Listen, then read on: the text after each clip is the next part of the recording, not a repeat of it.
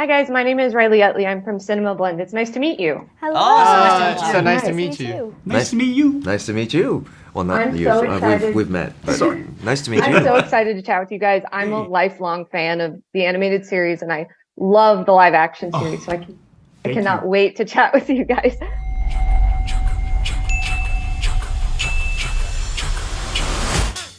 I love how many Easter eggs are worked into the show, whether it's like the Flopsy statues in the background or the Pippin Pappin Lop the Copolis line in the episode later. I was wondering if you guys could go around really quick and just mention your favorite Easter egg that got worked into the show from the animated series. Favorite one. Dang.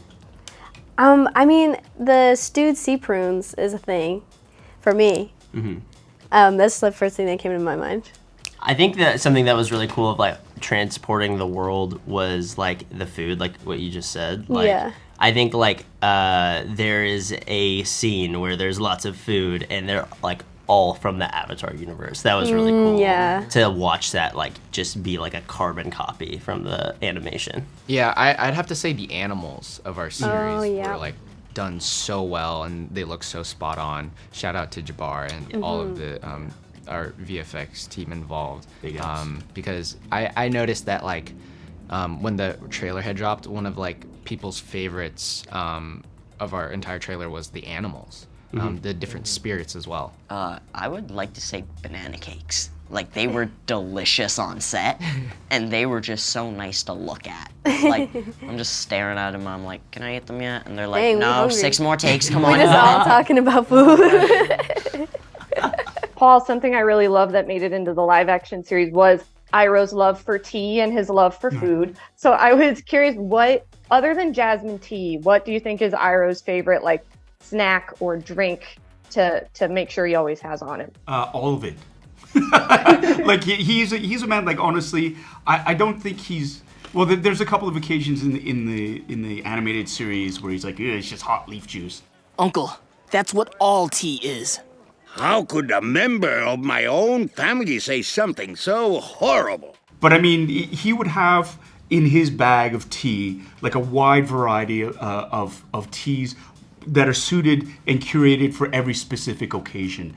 And then matched with that, he would have the appropriate food that would complement it. And so you'd have tea that would be calming, tea that would invigorate you, tea for light sipping when you're having conversation with a fascinating stranger, all those different things. And so he's a man who is very, very well versed in that world and would be really well prepared as well because he does love those things. And I love it. I thought you firebenders had some guts. In my work, all of us who are fans of the show love Sokka's one-liners, and we call them like Sokka-isms. So I was wondering if there's a Sokka-ism that you were able to work into the animated show, into the live action, that really excited you, that got in there.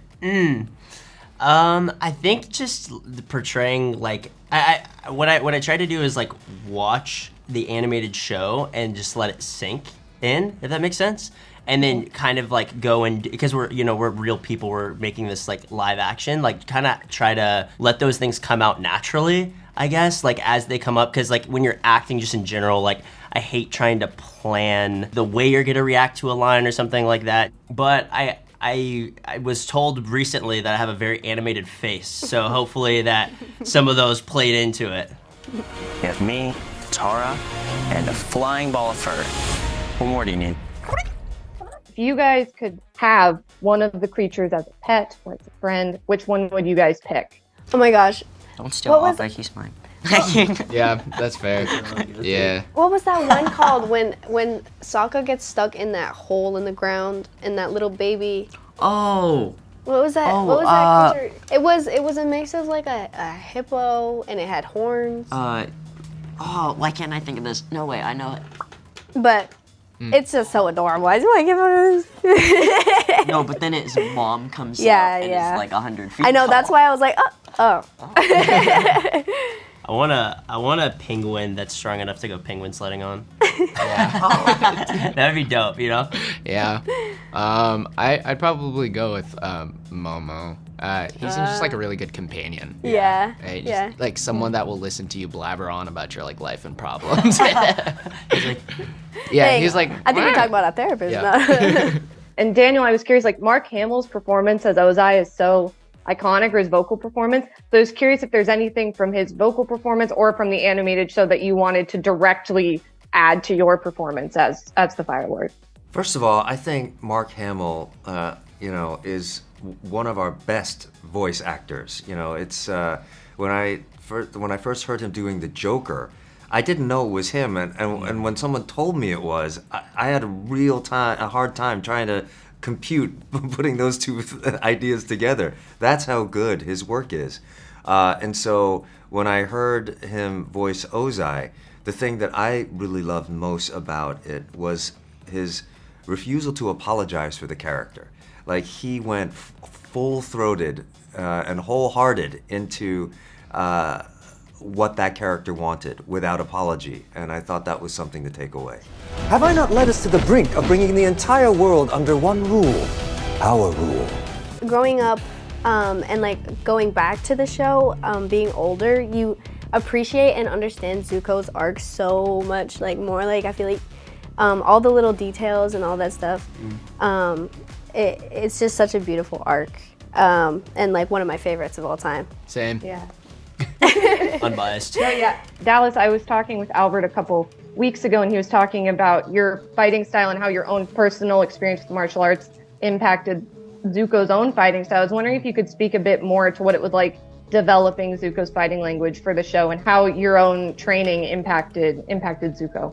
Yeah. Well, luckily the stunt team was so open to collaborating with all four of us, and I think when it came down to Zuko, I had really thought about his time spent away with Uncle Iroh on the boat, or whether it's traveling to the Earth Kingdom or other parts.